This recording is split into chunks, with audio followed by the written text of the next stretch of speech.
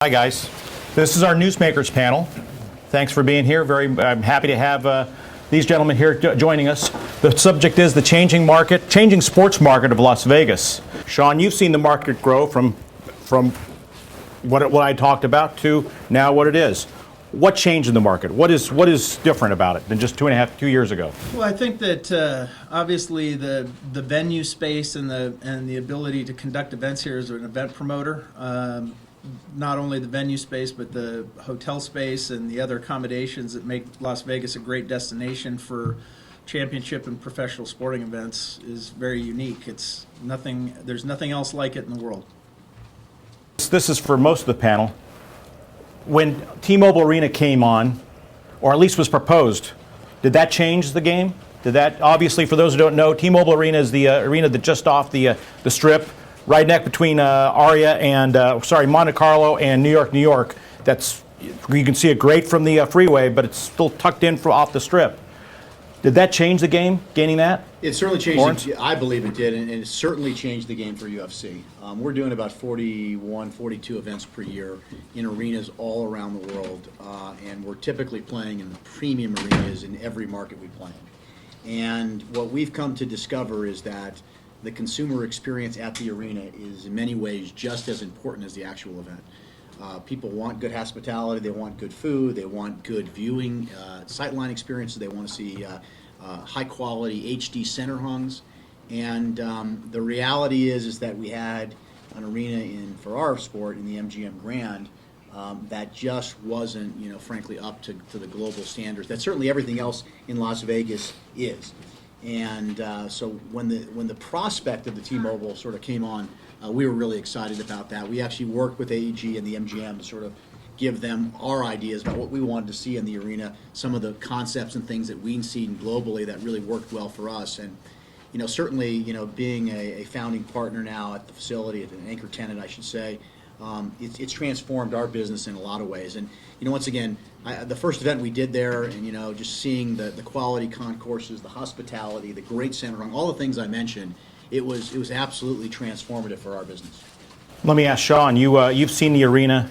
You've been in both arenas. Thomas Mack. All three. That's right. That's right.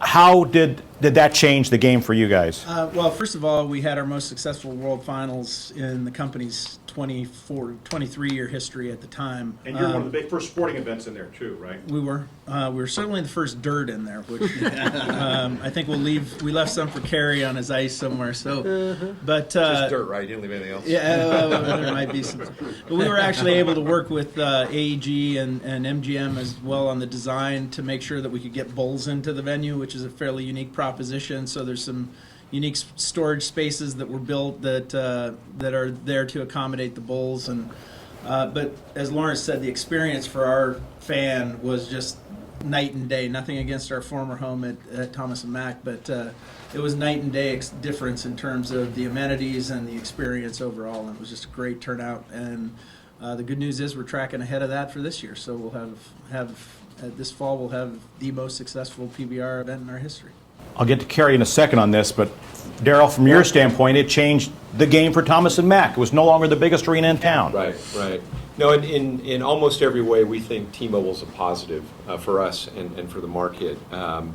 It's been our view for some time now that Las Vegas has become the college basketball capital of America. And you might argue, and I think rightly, that maybe New York had that mantle for a long time, but when you look at the profile of the programs that come through our city and play, and now with T-Mobile, look at this year, we had Kentucky, North Carolina, UCLA. Mark, help me out. Was it Ohio State? Ohio State. That's just one example of the type of program that you see coming through Las Vegas on a regular basis. T-Mobile just reinforces that, and it's something we talk to recruits about. Now, from a business perspective, it does represent a new competitive challenge for the Thomas and Mack Center, but that's good. That competition will be healthy, and I know the people who oversee and run that facility will respond to it. So all in all, for us, it's been a positive. Really helps reinforce that reputation of Las Vegas as a college basketball capital. Kerry, obviously that was a factor in you coming here from Cleveland, correct?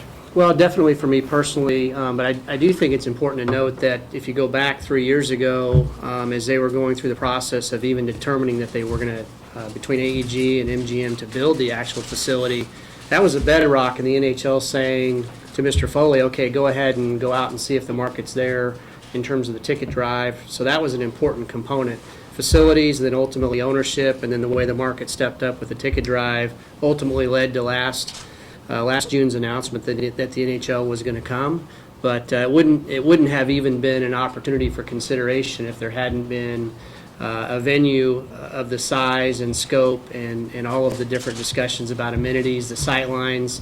I've been to not every but most arenas in North America, and it's certainly going to provide for one of the best NHL experiences in the country.